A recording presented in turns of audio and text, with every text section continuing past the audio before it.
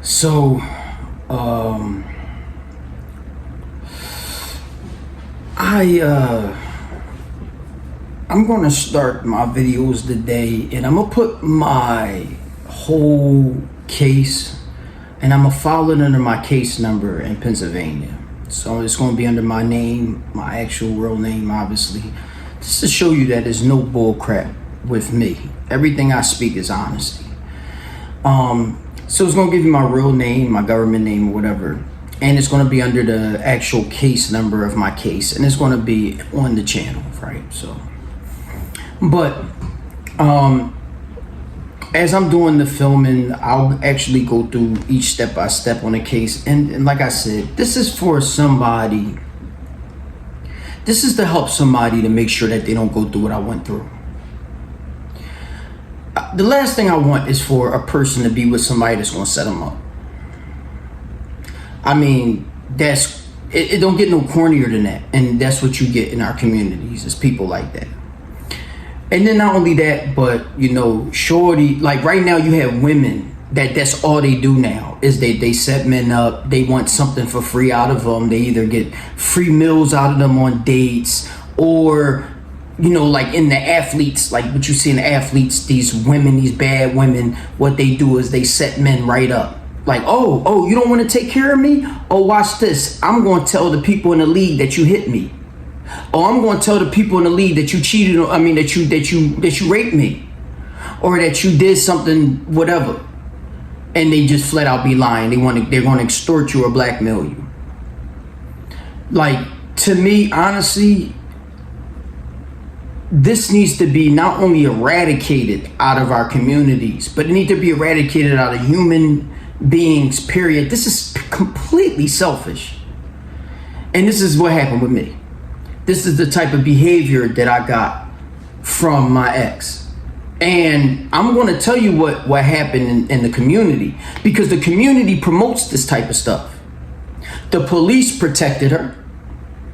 They not only protected her, they shielded her, and honestly, because I was already being investigated for another case that she was setting me up on, they helped her. And see, this is where this is a level of disgusting to honestly, like, at this point, for real, to me, there's no other reason for me to actually be successful, move on with my life, to do anything like that, if I wasn't going to help somebody out after this. If I wasn't going to put my truth out there so that somebody else would not have to go through the experience that I went through. It would be no other reason for me to live to not do that. You see what I'm saying? Like, it would be crazy for me to just move on and not say nothing and not do nothing. It would be almost insane for me to do that. That means I would have experienced what I experienced and not tried to help out the next person to not go through that. Then what the hell did I go through it for? For me to just experience pain and loss? No, wrong. This is for the next man that's dealing with a woman like this. This is for the next man that's dealing with people like this. So, and another thing for me is, I want to start off my story is I want to explain to y'all what I actually experienced. Because one thing people like me to experience, especially people like me that are attractive man, that's a smart man, that actually can, have like social circles and experience like comeuppings and different things, like whether it's career-wise, money-wise, things like that. You're going to experience so much jealousy and hate from either men that are gay, men that are I call them gay, but they may just be hating. You mean? But to me, that's you're gay. You mean? You're just mad at the attention that I get, and you're going out my whole life, and this is no sugarcoating. I'm not going to sugarcoat this whole thing. I got some of the most corniest hate from men that were the ugliest people on this earth. It's not my bad you ugly. It's not my bad women don't like you. But because and then they'll try to use my words and try to spin it and be like, oh, he must be conceited. See, he fooling himself, things like that. Wrong. I'm a man that knows his value. I'm a man that knows his worth. I know what I am. And I know I get all the hate from you ugly, unattractive men. That's all the hate I get is from an ugly ass, unattractive man. That's all they do is hate. And it's sad. It's really sad. And if you was a woman, since this is normally a woman type of behavior, women can spot that in men. They'll look right at that man and be like, damn, you hating on him. Yo, you gotta see some of the hate I've gotten in my life, yo. Men will go all the way out their way to hate on me, yo. I'll be minding my business over here. They'll go all the way out their way to hate on me. Nigga, what you over here for? To dick eat? To hate? This is the type of behavior I used to get. I don't get it no more because I stay to myself for the most part because I ain't taking no more losses. I'm playing for keeps at this point in my life. I'm playing for keeps. I ain't taking no more losses, not one. But I don't want no other person that's in social circles that's trying to move up in the social stratosphere and things like that, and you're educated, you're attractive, stuff like that, and then for a woman who has no self-esteem or low self-esteem to pull you down because she hates herself, or for a man that's completely corny. He got nothing going for himself. Go all his way out his way to hate on you and pull you down just because you got a little bit of rhythm. This is what happens. And this is way more prevalent in our communities. In minority communities. You know why? Because people hate themselves. They hate themselves, y'all. They hate themselves. It's more prevalent in our communities because they don't have any love within themselves. Now, with my story started off with me just being a pretty boy, young boy. Simple as that. I was one of the men that more than likely was talked about in my neighborhood about how good looking I was at that point and how good looking I was going to be when I grew up. Truthfully, this is a detriment. This is not the best. I mean, I don't know what it feels like to be unattractive. And I also don't know what that battle feels like because God blessed me with the heart of Jesus. Straight like that. I have one of the most kindest giving hearts that you can have on a person, on a human being. And it also gave me the ability to not have jealousy in my heart. And not have envy in my heart. So I don't know what the challenge is that other people have when they have jealousy and envy in them. I don't know what that feels like. But I know what it feels like to be inflicted because of somebody's envy and jealousy. And I used to be like, why does this keep happening to me? Like, yo, all I tried to do was be a good person to this person. Why'd you have to hurt me? Like, why'd you do this to me? I grew up with that same question in my head, yo. All I kept questioning was that. I never understood it. I never could understand why, after all the good things that I did for you, after all the times I was there for you, after nobody was there for you but me, you still would stab me in the back. Why you had to go all the way out your way to do this? I never understood that. And that's because of jealousy and envy. That's what we just seem to have in our communities. Is that when you see somebody that has a little bit of something going for themselves, here comes the hate. Top tier hate too. Don't let you be light skinned and good looking. Oh man. Oh man. They'll kill you for this. They'll kill you for this. I want you to understand the words that I'm saying to you. They'll kill you for this. And truthfully, I've been in situations where I've had to save my life because of this. That's how bad they'll hate you, yo. And people will become your friend just to sabotage your life, yo. That was the last thing I learned. When I was having my learning experiences in life and going from tier to tier, to lesson to lesson to lesson, that was my ultimate lesson. That was the one when I was like, you know what, I'm done. That was my I'm done moment. Was when I realized that men, I'm not talking about just women, because I had women friends that did that too. As soon as I went and had sex with them, now they got a grudge against me forever. So I had women friends like that too. I got so much pussy, I got so much rhythm with women. I just never, if I had a woman friend, I wanted to keep you as a friend. I didn't want to have sex with you. Oh, shoot. Oh, what? That's the worst. If you're a man and you got women friends that you don't want to have sex with, you might want to pay really good close attention to the moves that they make, because I bet you they'll have some hate and shit in them. And when my ultimate lesson was when I have male friends that will befriend you. Be very mindful of these type of people. Be friends with somebody that has something to lose, or that are they're kind-hearted to everybody. Watch those people. Those are the ones that you could trust. The ones that you watch and they're kind-hearted to everybody. This is how they are to everybody. This is a person that's in his character. But watch the one that be like, they cool with you, but then to the next person like, man, I don't really fuck with him for real, blah, blah. That's the one he's gonna hurt you. That's the one that's gonna do it.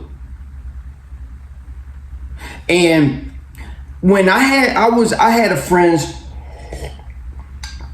that would befriend me, right? And they're befriending me to destroy my relationship with my chick. They're befriending me to find out all information that they can to destroy my life, to sabotage my life. They will befriend you to make you homeless. They will befriend, and they will not give you help. You'll be homeless and be like, damn, bro, I just lost my crib. You don't even know that they sabotaged your crib. You don't even know it was them that did it. But then when you ask for help, they're not there for you.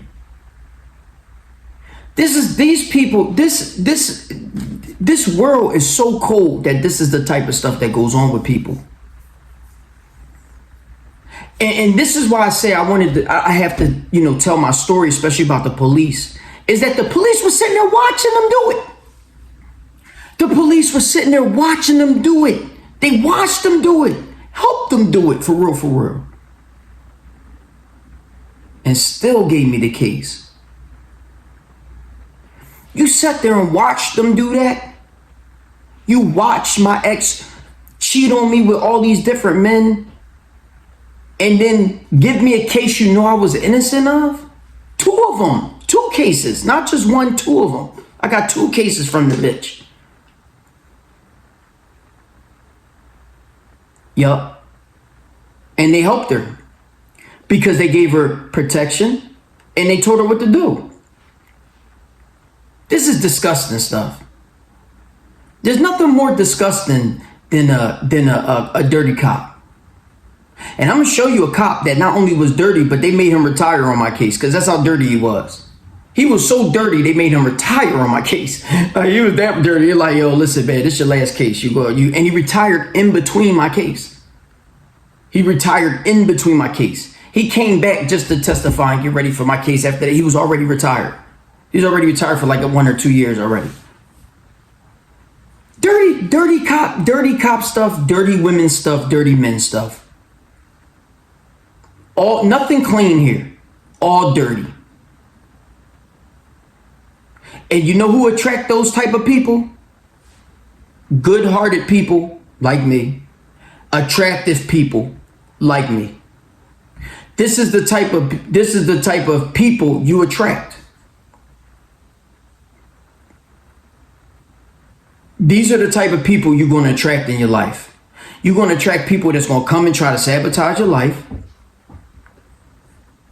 Why? Because they don't have no life of their own. They hate themselves.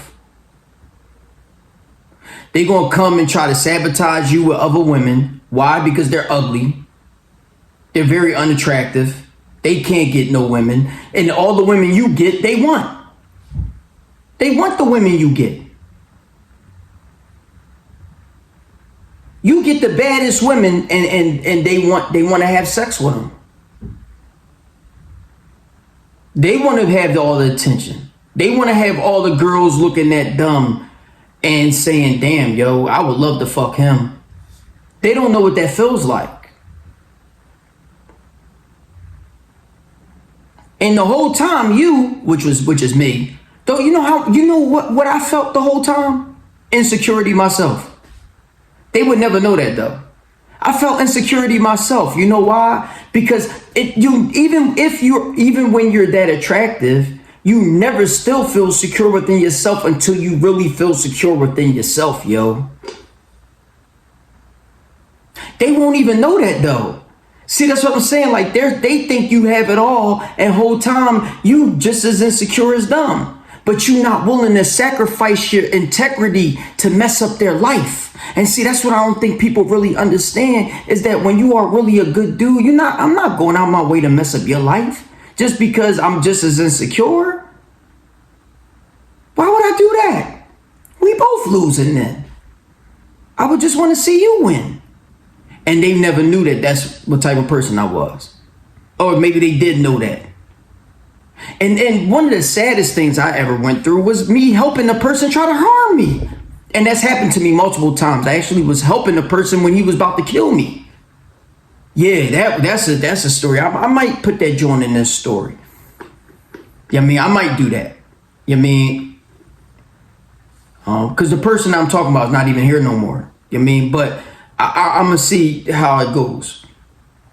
Because it's just how sensitive that situation is. But yeah, this person was going to kill me the day I went over there to help him. He was setting me up. This is the type of nastiness when you're attractive, when you're a handsome male. This is the type of behavior you got to deal with, yo. I feel bad for men after me. I want to make sure you don't go through it.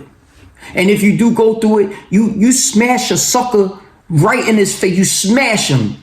You make sure he could never, smash him. You thought you was about to do something to me. Reverse Uno on you. You make sure you smash them suckers. Because that's what they get.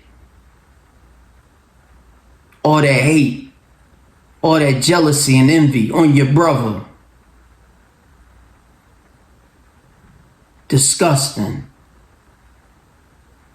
And that's all I got. That's all I had. That's all I had growing up. Is I had that type of level of hate, yo. And I learned how to maneuver through it.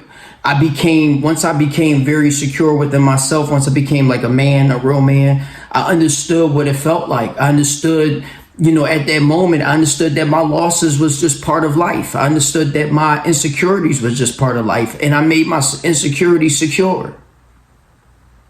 I made sure that I understood that I was one of a kind. I was one of a kind. And what I lack in, I excel in other areas. I excel in my strengths.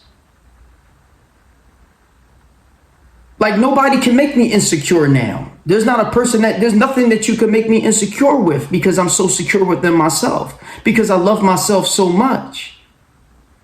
But that's something they will never be able to understand because these people don't have the capacity to love. They only have the capacity to be envious and jealous. And that's their handicap. That's their own, jail. That's their own, incarceration. They incarcerate themselves. So I'm going to go into those things. And I'll start off my case because it's going to be, like I said, it's going to be under my name. It's going to be under my case number. And what I'll do is I'll start off on actually how I got to that point. But what I'll do is I'll see how successful that part is, and then I'll not successful, but I'll see how that is, and then I'll actually even go into details on how I grew up and stuff like that. But you know, we'll see how it goes though. So I'm going.